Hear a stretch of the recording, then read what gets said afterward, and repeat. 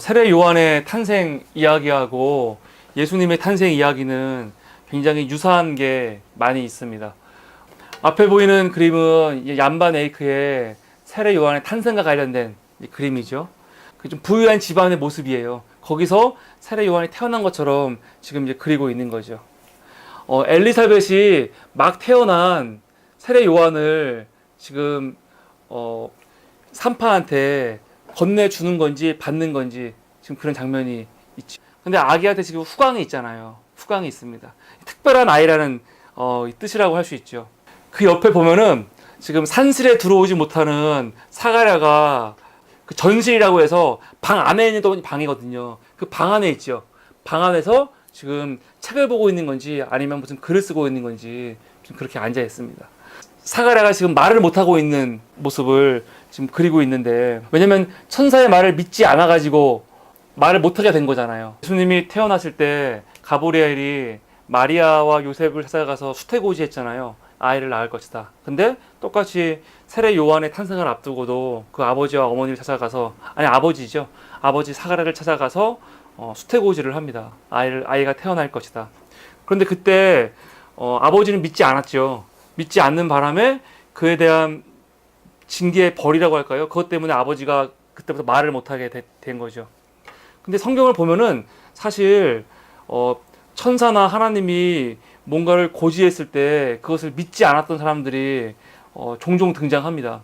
가령 아브라함 같은 경우도 마찬가지죠. 하나님이 창세기 15장에서 내가 이 가나안 땅을 내 후손들에게 다 줄 것이다 했을 때 아브라함이 믿지 않았거든요. 그 증거가 무엇입니까? 그렇게 물었고, 하나님이 이미 나이가 너무 많아가지고 애를 낳을 수 없는 아브라함에게 말씀하셨죠. 내가 너한테 아이를 줄 것이다. 그때 사라가 뒤에서 웃었잖아요. 웃어버렸습니다. 그러니까 믿지 않은 거죠. 나중에 그 천사들이 사라가 왜 웃느뇨 했을 때 사라가 나는 웃지 않았습니다. 그렇게 변명했지만 이 천사들이 뭐라고 해요? 너가 웃었다. 이렇게 얘기하거든요. 사사 중에 기드온이라고 있는데, 기드온도 미디안 족속을 피해갖고 무서워서 숨어서 포도즙을 짜고 있을 때 천사가 나타나서 일어나라 강한 용사여 그러거든요. 그러니까 기드온에게 내가 너를 강한 용사로 세워서 미디안을 물리칠 것이다 그렇게 말씀하셨을 때도 기드온이 믿지 않아요. 그 증거를 달라고 그러지. 그러니까 성경에는 이렇게 하나님이 직접 혹은 천사가 나타나서 말씀을 고지했을 때 모든 사람이 다 100% 믿은 게 아니거든요. 어떤 사람은 웃기도 하고 증거를 요구하기도 하고 그럴 리가 있냐 묻기도 하고, 심지어 마리아도 가브리엘이 처음 나타나서 아이를 임신할 거라고 했을 때 뭐라고 했냐면 내가 남자를 알지 못하는데 어떻게 아이를 임신합니까? 그랬거든요. 그것도 비슷한 반응이죠. 그런데 어떤 누구도 하나님께 징계받은 사람이 없습니다. 성경에 어떤 누구도. 유일하게 세례 요한의 아버지인 사가랴만 징계를 받은 거예요. 말을 못하는 징계. 왜 그랬을까? 정확한 이유는 알 수가 없지만 그 사건만으로도 세례 요한이 가지고 있는 특별함, 구약의 모든 선지자들과 비교가 되지 않는 특별함이 있다고 볼 수 있습니다. 예수님 당신도 세례 요한을 가리켜서 여자가 낳은 자 중에 세례 요한보다 큰 사람이 없다고 했거든요. 구약의 선지자들보다 요한이 더 크다고 했어요. 요한을 굉장히 높이 평가한 거죠. 요한한테는 특별함이 있는 거죠. 보라기네의 야코부스의 황금전설이라는 책에 보면은 9가지 점에서 세례 요한이 특별하다고 지적하고 있습니다. 첫 번째는 주님의 강림을 알렸던 천사가 요한을 알렸기 때문에 특별하다고 해요. 요한을 알렸기 때문에. 주님의 오심을 알리는 천사가 가브리엘이잖아요. 근데 그 가브리엘이 똑같이 사가랴에게 나타나고 요한의 알리거든요. 아니, 그리스도와 그리스도를 예언하는 선지자가 거의 대등한 조건으로 지금 가고 있는 거거든요. 세상에 구약의 선지자 중에 이런 사람이 어디 있어요? 신약의 사도 중에 이런 사람이 어디 있어요? 대단한 사람이죠. 그리고 어머니의 태에서 뛰놀았다.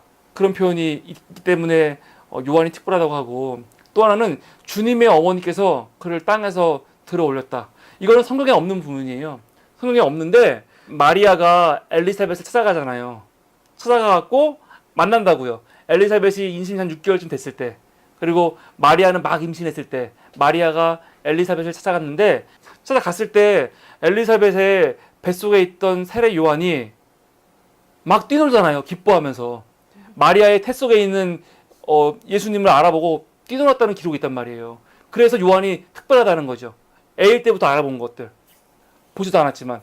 근데 그때 성경에는 거기까지만 있지만 황금전설의 내용은 그때부터 마리아가 그 엘리사벳이 요한을 낳을 때까지 같이 옆에 있었다는 거예요. 그래서 요한이 태어났을 때 그 태어난 아기를 마리아가 받고 들어 올렸다. 그래서 성모께서 세례 요한을 들어 올렸었다 해갖고 요한이 특별하다라고 당시 사람들은 믿었어요.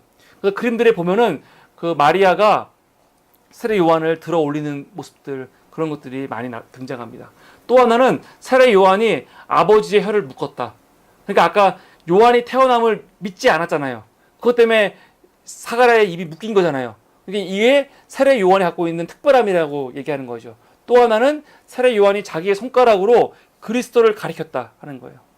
나중에 30년 후에 예수님이 세례받으러 나오실 때 세례 요한이 주님을 가리키면서 세상 죄를 지고 하나님의 어린 양이로다 그랬거든요. 또 그 다음날 요한복음에 보면은 지나가는데 제자들 앞에 보라, 세상 죄를 지고 가는 하나님의 어린 양이로다 딱 가리켰거든요. 그러니까 요한이 그리스도를 제일 먼저 알아봤잖아요. 그런 점에서 요한이 특별하다고 하고, 또 하나는 세례를 베푼 첫 사람이었고, 그리고 더 중요한 거는 그리스도께 세례를 베푼 사람이라는 거죠. 하나님이 선지자를 보내서 다윗이나 사울에게 기름을 부었어요. 특별한 사람들에게. 그런데 사람이 하나님한테 기름 붓거나 세례 준 사람이 어디 있어요? 세례 요한밖에 없어요. 세례 요한밖에.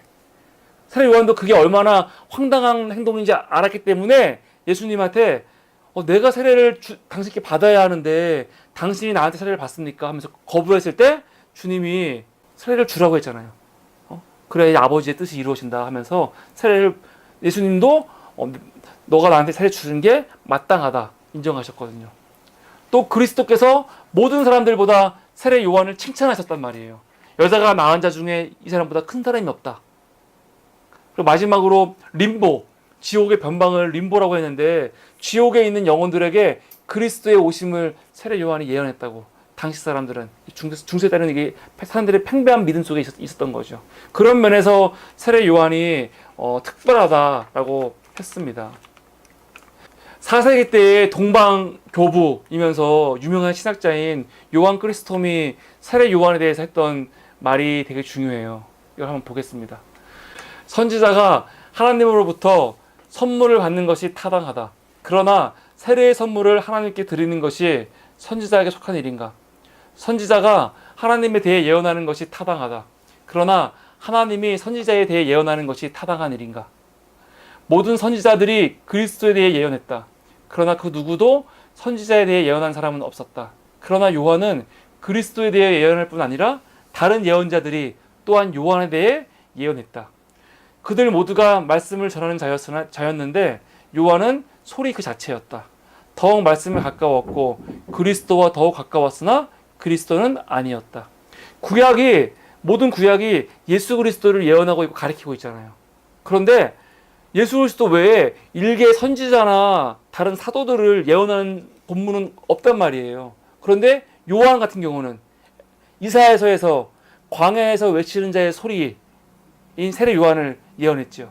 말라기에서 엘리야가 올 것을 예언했잖아요. 그게 사실은 세례 요한이었거든요. 요한은 그렇게 예언된 자라는 거죠. 구약에서. 이거 자체가 얼마나 요한 이외의 모든 구약의 선지자들과 비교했을 때 요한이 가지고 있는 특별함, 이거에 대해서 말씀하는 거죠. 그래서 다시 그림으로 돌아가면은 이 그림에 마리아가 있습니다. 임신한 마리아가 있죠. 그러니까 성경만 보면은 이 내용이 이해가 안 돼요. 왜냐면 마리아가 요한이 태어날 때 그 옆에 있다는 말씀이 없거든요. 없지만 이 작가는 여기서 마리아를 그려놓은 거죠. 이 자리에 마리아가 함께 있었다. 사실 마리아가 누가복음에서 엘리사벳을 방문하는 그 성모의 방문 주제는 예술가들에게 굉장히 큰 흥미거리였고 단골 주제였어요. 그래서 황금전설 같은 책들과 함께 연결해가지고 이런 그림들이 많이 나옵니다. 바사리의 미술가 열전이라는 책에 보면은 다빈치의 제자라고 소개된 아코포 폰토르모라는 작가가 있습니다.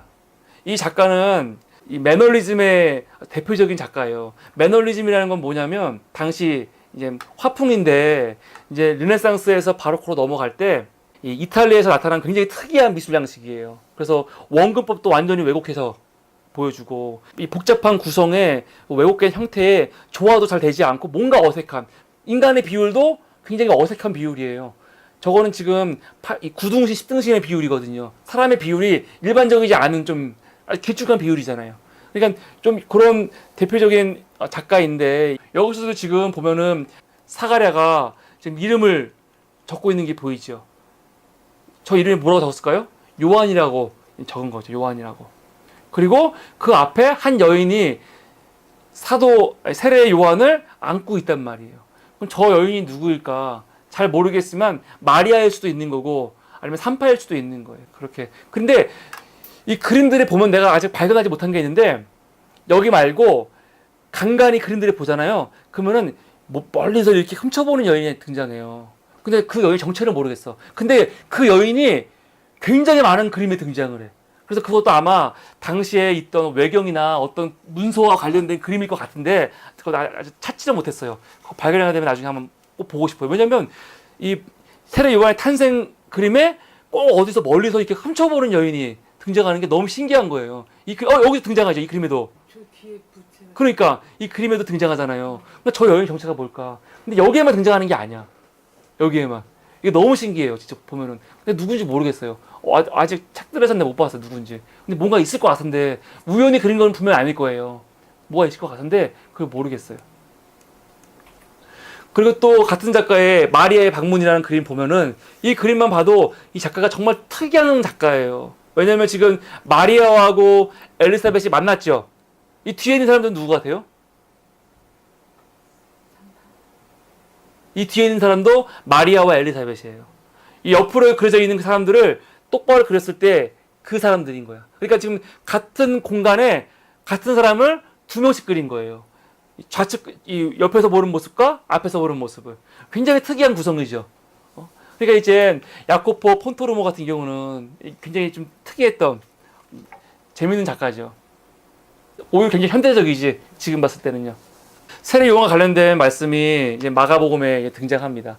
세례 요한도 예수님처럼 손 씻을 때 얘기가 없고, 그런데 예수님 공생을 시작하면서, 공생을 하는 건 예수님이 그리스도로서 공적인 사역을 시작하는 거란 말이에요. 이게 3년이잖아, 우리가 알고 있는. 그 3년 때 요한은 그에 앞서갖고 사역을 시작하는데, 마태복음에 보면은 이런 본문이 있죠. 나중에 사람들이 요한에게 와서 물어요. 너가 누구냐? 너가 그리스도냐? 너가 오기로 한 엘리야냐? 그런 말을 했을 때 요한이 뭐라고 하냐면, 나는 이사야가 예언한 광야에서 외치는 자의 소리다, 이렇게 말하거든요. 이사야서 40장 3절에 보면은 외치는 자의 소리여 이르되 너희는 광야에서 여호와의 길을 예비하라, 사막에서 우리 하나님의 대로를 평탄케 하라라는 말씀이 있어요. 세례 요한은 자기가 이사야가 예언한 외치는 자의 소리라고 여겼어요. 그러니까 광야에 머물면서 어떻게 한 거예요? 그리스도가 오실 거를 미리 알았기 때문에 그 길을 미리 닦아 놓는 거죠. 산과 언덕을 깎아서 큰 길을 놔서 그 사람이 올 수 있도록. 그게 뭐냐면 회개를 선포하는 거였어요. 사람들한테 회개하라고 선포하고 그 사람들이 죄를 회개하면은 세례를 주고 그런 거를 했단 말이에요. 이 세례 요한이. 근데 세례 요한이 굉장히 비판이 강했죠. 그러니까 바리새인 사두개인들 같은 사람들이 왔을 때 뭐라고 했어요? 독사의 자식들아 그러잖아요. 독사의 자식들아. 유대인들은 자기들이 선민이라는 굉장한 프라이드가 있었는데 뭐라고 해요? 너희가 육체로 아브라함의 자손인 것을 자랑하지 말라고 해요.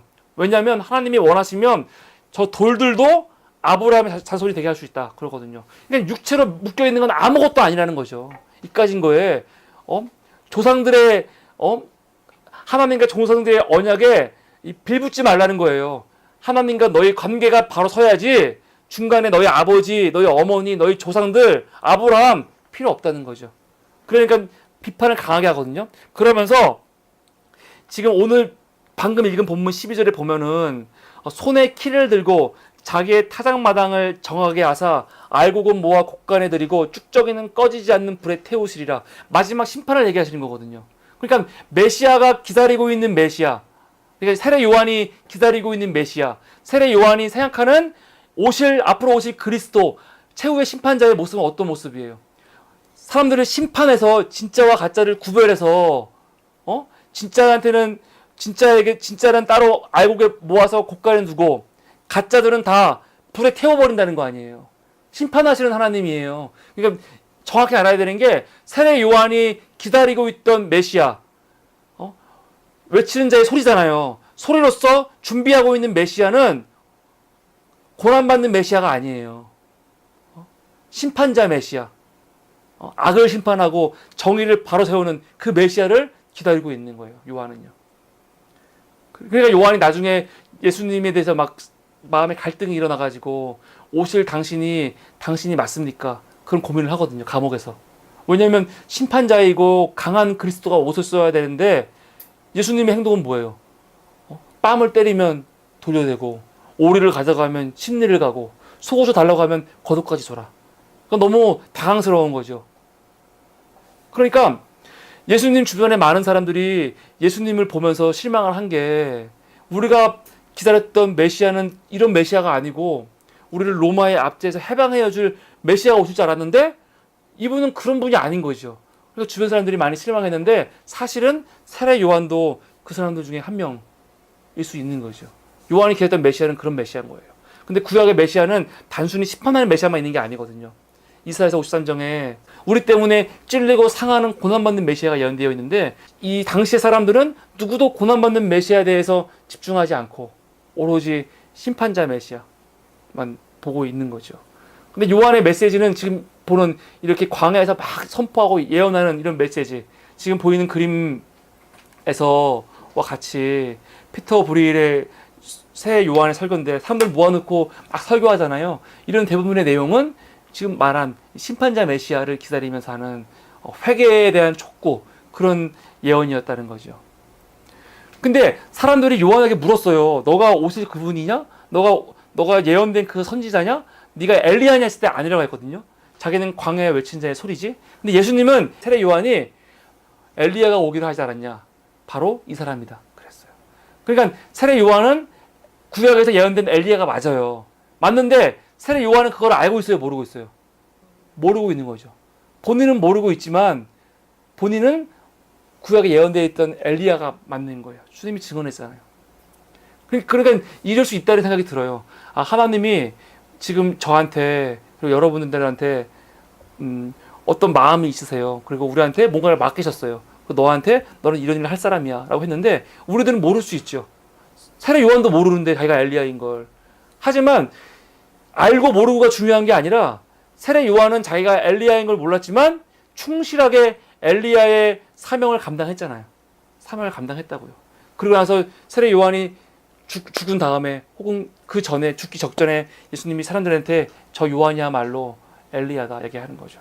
하루하루 일상에서 충실하고 하나님이 맡기신 내 삶의 자리에서 충성할 때 우리는 모르지만 이 역할이 하나님께서 우리한테 이미 허락하신, 그리고 이미 우리한테 만세전부터 예언되어 있었고 맡기시려고 했던 그 사역을 하고 있다고 주님이 하실 수 있거든요. 그러니까 우리의 인식이 그걸 알고 있냐 모르고 있냐 그렇게 중요한 게 아닌 거죠. 중요한 게 아니에요.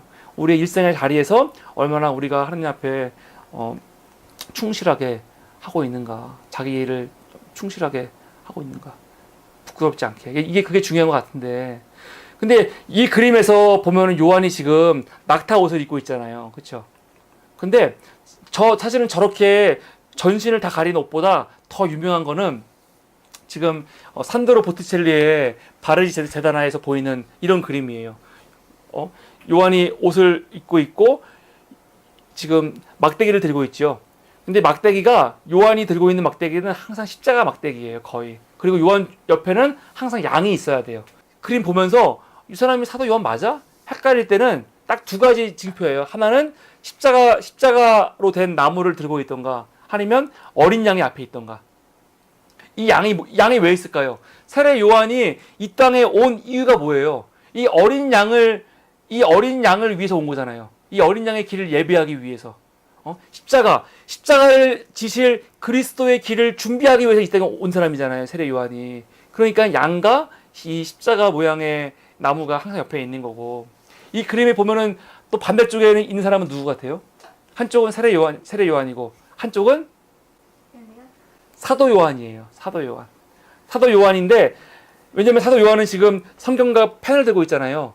예? 지금 말씀을 쓰고 있는 거죠. 계시록 말씀을 쓰고 있는 건데 요한과 요한은 이름이 똑같다는 공통점이 있지만 중세시대 때 그리고 사실은 초기 때부터 어떻게 여겨졌냐면 세례 요한이 태어난 날 그 날짜와 사도 요한이 죽은 날을 같은 날로 봤어요. 같은 날로.